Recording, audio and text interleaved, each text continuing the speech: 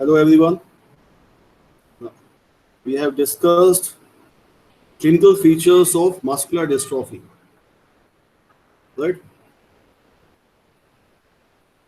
So the thing is, the diagnosis of DMD depends on a lot of clinical findings, right? Now we know the clinical features, presentation of DMD, Duchenne muscular dystrophy. So the clinical findings can be seen in the patient from the age of 3 to 5 years. We can notice the sign and symptoms at the age of 3 years, 4 years, and 5 years. The observation of a patient of DMD will begin while watching his walking pattern. The patient will walk with a waddling and lordotic gait, right? So by observation of his gait, we can understand the things.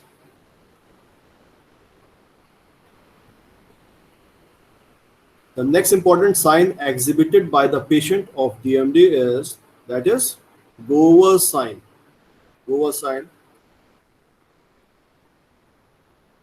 That is a pattern of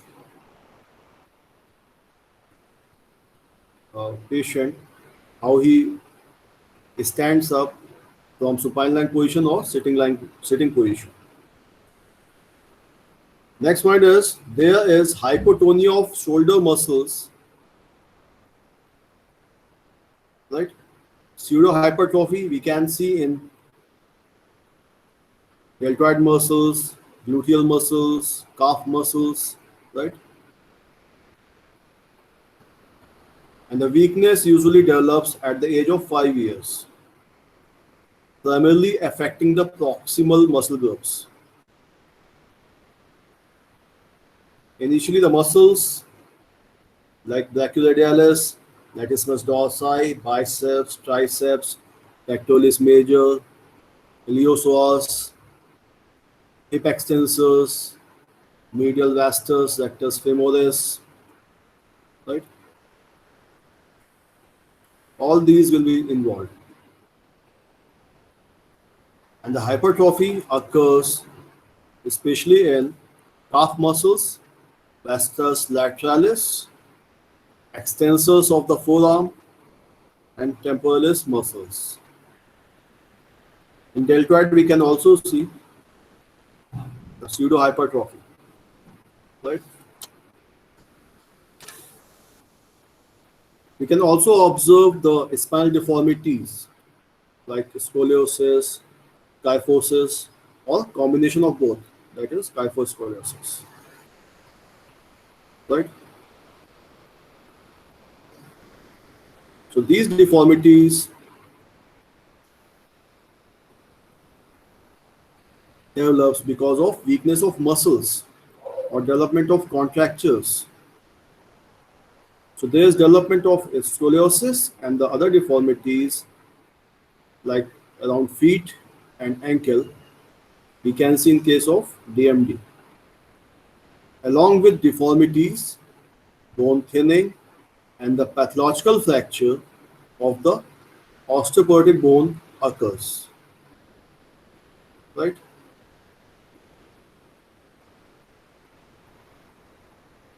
In case of DMD, there is increasing tendency towards the obesity because the patient becomes non-ambulatory. So he gains weight. So he becomes obese. So because of loss of independent ambulation, patient becomes obese. So obesity becomes a problem in patients of DMD. So obese patients are much prone for development of pressure sores because the patient spends maximum time on the wheelchair, so there is a chance of development of pressure sores, right? So always check all these points, especially pressure sores develops over the bony areas. If the patient sits or spends maximum time on wheelchair, so at the level of ischial tuberosity, you can get pressure sores, or lower backside you can get pressure sores. So these patients cannot be transferred from one place to another place because of overweight, right? So he spends maximum time on wheelchair. So malnutrition may also become a severe problem in advanced stage of DMD. So malnutrition becomes more problematic in lung infections because the calorie intake rises with increased work of breathing, right? So as the condition is deteriorating, the multiple systems will be involved, like musculoskeletal system, then blood and bowel system, right? So loss of ambulation develops problem of constipation, and the constipation sometimes become a severe problem to an extent that it causes a overflow incontinence, right? What is this incontinence? Ability to hold urine. Patient cannot Detail. hold urine. That is incontinence, right? Next one is in DMD, urinary incontinence usually does not takes place, but sometimes it is associated with severe constipation.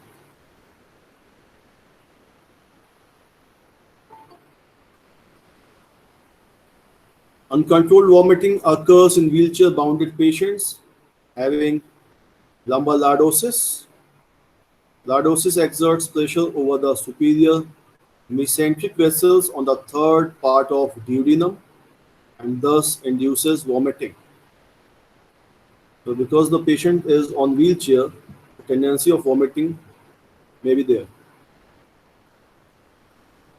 Next important thing is we should check the mental status of the child, right? Because the patient faces psychological difficulties. Because patient is non-ambulatory, the diagnosis of DMD is a heartbreaking news for the patient, and the parents cannot see their child going towards death because the lifespan of the DMD child is very less. So patient also becomes totally depressed because he cannot play, he cannot fulfill his desires like other children, right? So psychological support is required for the patient as well as for the family members. Now we discuss investigations. So basically diagnosis of DMD depends on the combination of clinical examination, right? Clinical examination is important for the patient. History of the patient is required, and certain investigation procedures are required. The first is serum enzyme test. So this test is performed to detect amount of muscle protein present in the blood, right? So in case of normal and healthy muscle tissues, the muscle protein remains in the muscle and their amount in blood is relatively low, right? But in case of DMD, it increases because of destruction of muscle fibers or muscle cells. Like creatine phosphokinase, CPK. So this protein is present in high amount in skeletal muscles. In DMD, there is damage to the muscle. So these protein leaks in the blood and their concentration in blood is relatively high, right? So concentration of CPK will be raised in case of DMD. Some other enzymes detected are creatine kinase, pyruvate kinase, etc. The results of this test is in early stage of DMD is comparatively good than the later stage, right? So if the CPK level is high, then we can diagnose the DMD. Next thing is EMG, electromyography. It is also used to measure the electrical activity of the muscles. EMG. The diseased muscle will have a different electrical activity than the normal. So EMG is carried out using a needle electrode, and the recording of the action potential is made on the recording apparatus. In case of DMD, the presentation will vary from the normal condition. So in early stages of DMD, EMG shows a prolonged insertion activity due to inability of the muscle fibers. Voluntary contraction of the muscle elicits short duration, low amplitude, polyphasic potential showing a loss of muscle fibers. The presentation will be differ, right? Whereas in advanced stages of the disease, when contractile tissue is replaced by the fibrous or the other tissues, then the number of electrical potentials are seen. So motor nerve conduction measurements will also be impossible, right? So we can compare the graph with the normal conditions graphs. Next thing we can do, that is muscle biopsy. So it is a minor surgical procedure that involves making an incision in the skin to obtain few small pieces of the muscles for the microscopic and biochemical analysis. So this procedure is usually performed under the local anesthesia. So muscle biopsy is also required in case of DMD patients. So in DMD, muscle biopsy shows a large number of abnormalities like variation in size of muscle fibers, infiltration of fibrous tissues, presence of widespread fat, absent or greatly diminished dystrophin concentration in the muscle cells, right? Next thing is genetic test performed on DNA, which is obtained from blood cells. Any genetic defect can easily diagnosed by the help of genetic test. So serum enzyme test, EMG, muscle biopsy, genetic test, and ECG you can add ECG, right? So these are the investigatory procedures. Now we discuss physiotherapy management in case of Duchenne muscular dystrophy. Physiotherapy plays an important role to lessen or to reduce the ill effects of various musculoskeletal conditions. So every child suffering from muscular dystrophy is different regarding his needs and abilities and requires an individual exercise program. The physiotherapy program depends on the condition of the child. It must also be remembered that in spite of physiotherapists, parents are first to give help and support to achieve the right and firm relationship with their child during the treatment program. So due to this reason, it is also important to make friendly relationship with parents to gain full cooperation and maximum help from the family members, right? So in case of DMD, increasing weakness makes different tasks like walking, running, jumping, and dressing more difficult. So because of weakness of muscles, aerial activities will be hampered. So, but there are ways in which a child can be helped to retain as much as independence as possible without causing distress or without disturbing his educational and recreational activities.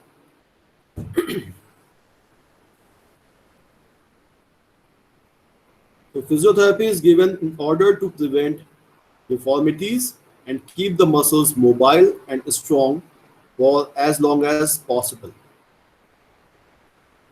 So physiotherapy is a physical treatment and has an important role to maintain maximum potential function in case of DMD.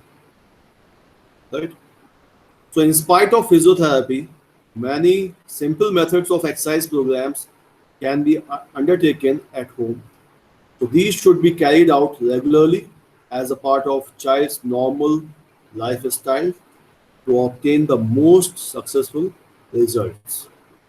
We have to explain all the exercises to the parents also. First, we have to decide the goals of the physiotherapy treatment.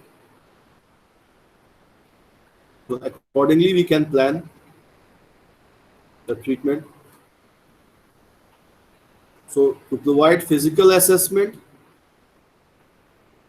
to minimize the development of contractures, to educate the ADL, maintain muscle strength, to minimize and prevent chest complication, and to prolong mobility and functions by the use of orthosis, wheelchair, and gait training. In all these conditions, according to these conditions, we can plan the exercise regimes. First, we discuss how can we reduce contracture. Right? First, we discuss what is contracture. Because the muscles are connected to bones by the tendons, while the ligaments control the extent or range of motion. Right? So when the muscle becomes weak or are not used, they lose their extensibility. And so the joint becomes stiff and the tight, usually more in one direction than the other.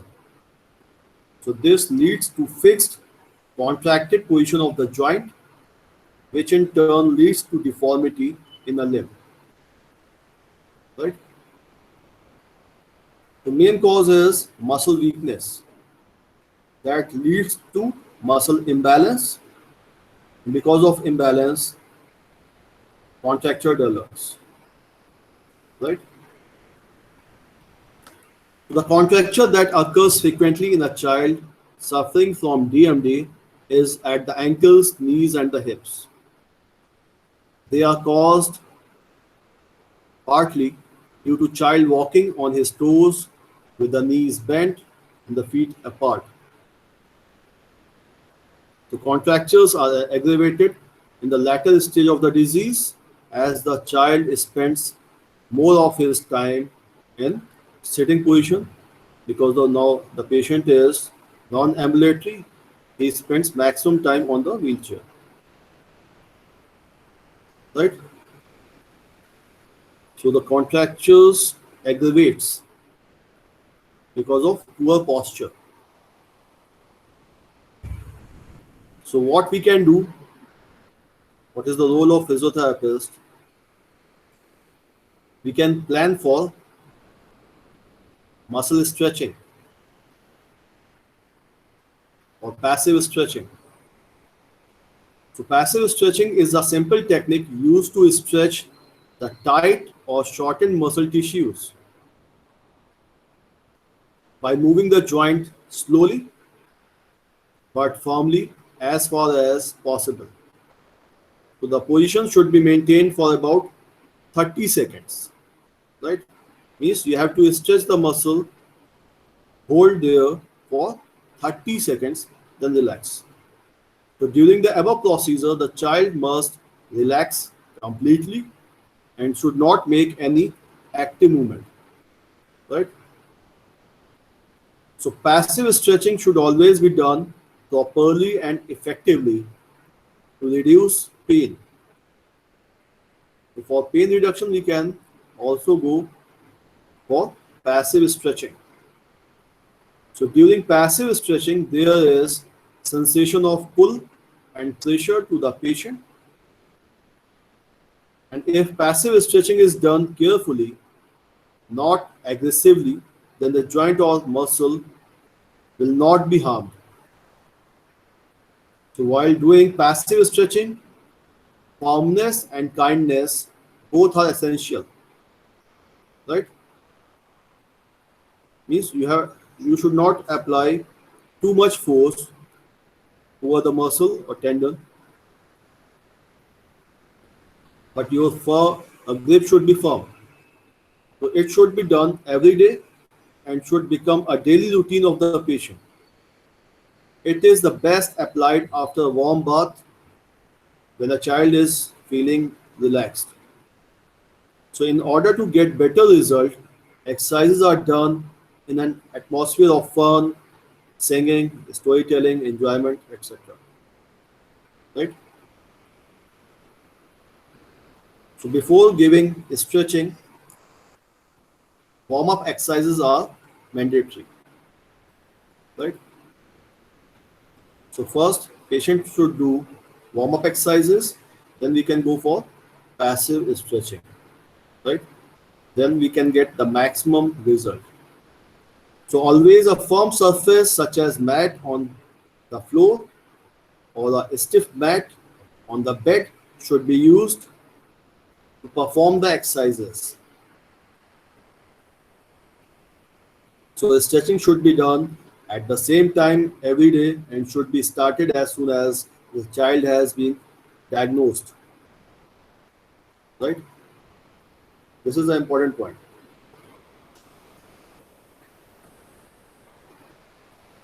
So a common contractures or tightness occurs in hip flexor, tendo Achilles, knee flexors, abductors, TFL, right?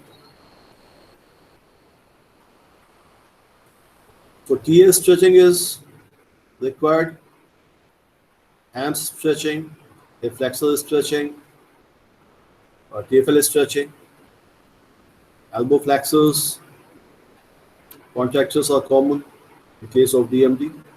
So we can give stretching to all these conditions, right? So tomorrow we will discuss in detail about physiotherapy management for the DMD patients. Now you can ask your questions. We have anyone? Sir DMD में sir diaphragm effect होता है कि नहीं? Yes, diaphragm effect होता है. Diaphragm भी effect होता है. So that leads to chest complications, chest infection.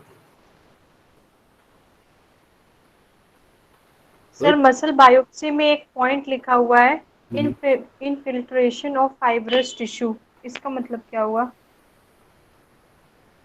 Infiltration of fibrous tissues means जो fibrous tissues है वो आपके मसल फाइबर्स में इंसर्ट हो जाते हैं, इन्फिल्ट्रेट कर जाते हैं. जब मसल बायोप्सी होती है तो then we can see the fibrous tissues along with the muscle fibers. वहाँ पर जो एनाटॉमिकल स्ट्रक्चर है, राइट, जो एनाटॉमिकल स्ट्रक्चर होता है मसल फाइबर्स का, उसके अंदर आपको मसल जो दूसरे फाइबर्स हैं, फाइबर्स टिश्यूज हैं, वो मिलेंगे. Okay sir. सर एक पॉइंट सीरम एंजाइम टेस्ट में लिखा हुआ है कि जब डीएमडी के केसेस में क्या होता है कि जो स्केलेटल मसल में प्रोटीन का अमाउंट होता है वो इंक्रीज हो जाता है, क्योंकि जो प्रोटीन होती है वो लीक करती है और ब्लड में वो एक्यूमुलेट करती है. बट एक पॉइंट लिखा है कि सीपी के level is high in infants before the appearance of symptoms and level drops with increasing age. Because of muscle is deteriorating, right, disintegrating, so dystrophin level will be high, right. जो protein है वो leak करेगी, muscle fibres से जो disintegrate हो रहा है वहां से प्रोटीन आएगी और ब्लड लेवल में आ जाएगी, राइट।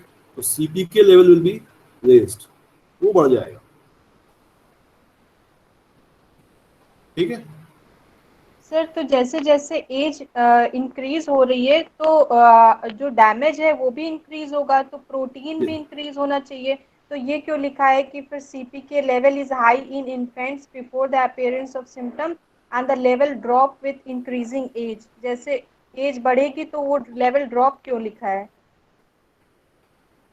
ड्रॉप इसलिए हो रहा है कि कंपैरेटिव स्टडी है, मींस एक पर्टिकुलर लेवल तक मसल्स डिसइंटीग्रेट हो सकते हैं, एक okay sir, particular okay, limit yes तक सर, मैक्सिमम डिसइंटीग्रेशन होगा, उसके बाद तो नहीं होगा, yes sir, okay sir. Right. Okay, so take care, bye bye. Thank you sir. Okay. Thank you, sir. Thank you, sir.